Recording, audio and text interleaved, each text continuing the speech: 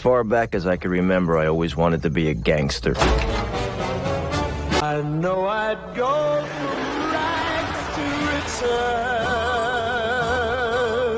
As far back as I can remember, I always wanted to be a gangster. The very line that opened up one of the greatest mob films, Goodfellas. And here we are, 35 years later, still talking about this film. But what makes this video unique and ironic is that this movie actually came out on this day. September 21st, 1990 was his first theatrical debut, and this movie literally took the world by storm. But what really separates it from all the other great mobster movies that there is that, well, the cinematography. Because I'll tell you one thing, when it comes to Martin Scorsese and Goodfellas, ain't nothing better than that cinematography. And man, I'll tell you, it feels good to be a gangster. Let's get into it. You guys got fat while everybody starved on the street. It's my turn. You come with me. I'm at the Plaza Hotel. You're welcome. You're all welcome! Chapter 1, The Camera That Moves with Swagger. From the jump, Scorsese wanted non-stop motion. The camera itself had swagger. Gliding like one of the crew, the crown jewel shot, the Copacabana. One unbroken glide through the back entrance, in the kitchen to the club. Tables being flown in as you can see how the world bends for Henry Hill. That wasn't just cool. That was born from necessity. They couldn't shoot through the front entrance at the time, so they invented one of cinema's greatest problem-solving flexes. This shot took 9 takes, all because the king of the one-liners, comedian Henny Youngman. How are you all? I'm glad to be here. Take my wife, please.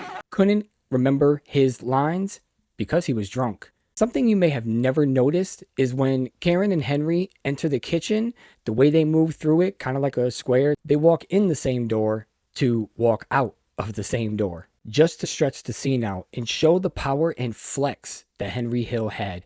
Generations of directors copied it, but none matched its effortless seduction. Chapter 2.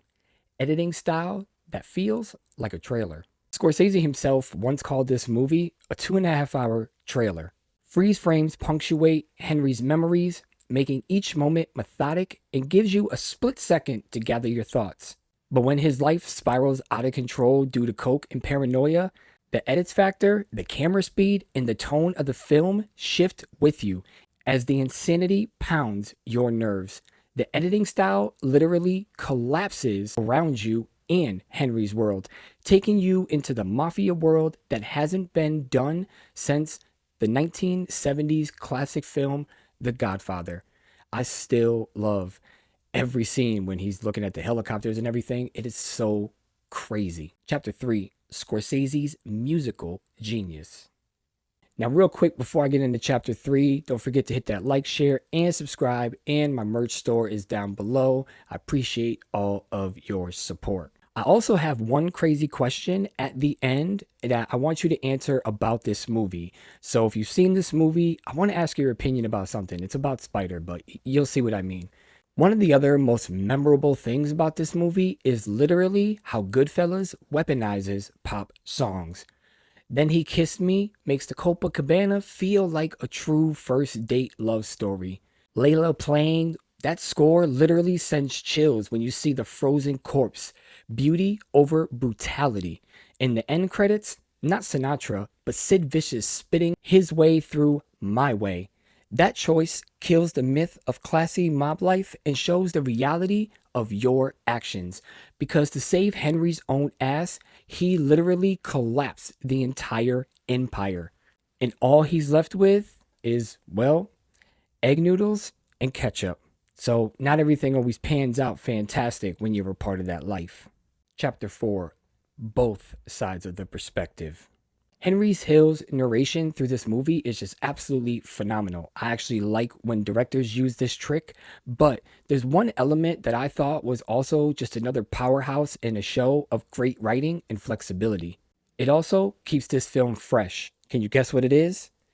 Karen Hill gets her own narration, reframing the perspective of the mob's wife It just made it feel like this is not passive. This is something that they gotta do. Maybe that's why I married a Sicilian. They stick by you. That last shot, Pesci firing into the camera, directly quotes the Great Train Robbery from 1903, telling us violence always points at the audience, and the DNA carried forward. Nearly 30 Goodfella actors would reappear in The Sopranos, passing the torch to TV's Mafia Golden Age. Chapter 5, quotes that became part of pop culture. In this movie, here are some of the famous lines that literally never left our minds after seeing it. Of course, there's the classic, as far back as I can remember, I've always wanted to be a gangster. And Joe Pesci scaring the shit out of Ray Liotta. Funny like I'm a clown. I'm here to amuse you.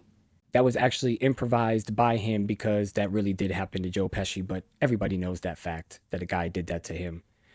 Also, the fuck you, pay me, that has been replicated in a whole bunch of rap albums done by Pain in the Ass. And of course, one of my favorites is, go home and get your fucking shine box. I love that line. The disrespect that Billy Batts showed was just ridiculous. And that's one of the questions I want to ask at the end of this. So seriously, stick around. Chapter 6, Why It Still Punches Above the Rest.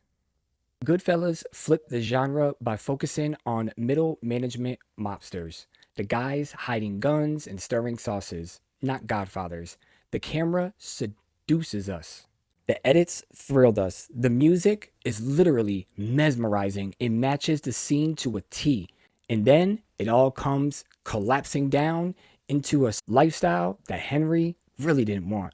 That's why decades later, Goodfellas still hits harder than most gangster films ever dared. And that's why I love that line. To me, being a gangster was better than being the president of the United States. Such a strong statement right in the beginning of that film. It just is mesmerizing. My final thoughts and the question. 35 years later, and filmmakers are still chasing the phenomenon that Goodfellas is and always will be. It's just that feeling, that glide with the camera, the music, the scenes, the freeze frames, everything about this movie matches and makes sense. These are one of those films where if you remove 5 or 10 minutes of it, I think the movie just would kind of be weird and awkward, like if you didn't see a scene. When I first watched this film, I seen it on TV, so there was a lot of cuts and everything, and I was just kind of like, oh, that's an okay movie. But then when I rented it from Blockbuster, I got to actually see the real film. Back in them days with the VHS, it had the double tapes. Oh, such a pain in the ass. But it was such a glorious film, and realizing the parts that I missed out on was absolutely crazy. I loved every aspect of it. Now, the question I have to ask you is, we all know that Tommy goes and kills Billy Batts and all of that. Well, if you really look at this movie in another perspective, I want to ask you a question. At the end, when, we thought Joe Pesci was being made and, everybody was happy, and I feel like he used to tease Spider. For those of you who don't remember Spider, that was the kid that was basically serving the drinks, something that obviously Joe Pesci's character used to do for Billy Batts. I've always thought this, knowing what we know in the movie, would Spider have killed Tommy in the future? Because if you really think about it, Tommy did exactly what Billy Batts used to do to him. And I think that eventually we could have literally seen an entire movie just based off of Spider himself, because I really think, because he was nervous and everything, he some balls and told Tommy to shut up, and then Tommy guns him down, and he tells him to go fuck himself actually, and he guns him down. I literally think if Spider never got killed, that eventually he would have done the same thing, because that's who Tommy's character was, always busting somebody else's balls, but when it was time for him to get joked upon, he didn't want no parts of it. He wanted to kill you, stab you, shoot you, do all sorts of shit.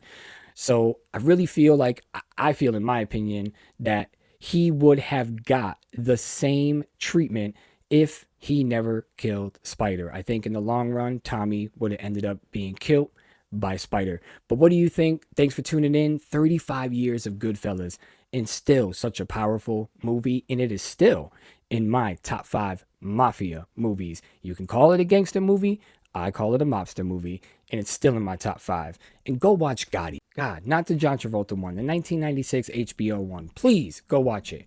Go sign the petition. Much love to y'all. I'm out of here. And don't make fun of my little fedora. I like this shit. I might just actually wear it all the time. Anyways, go home and get your fucking shine box.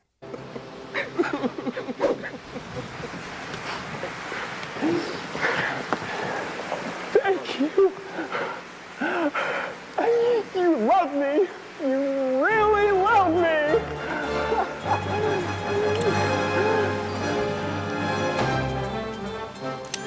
You're not going anywhere.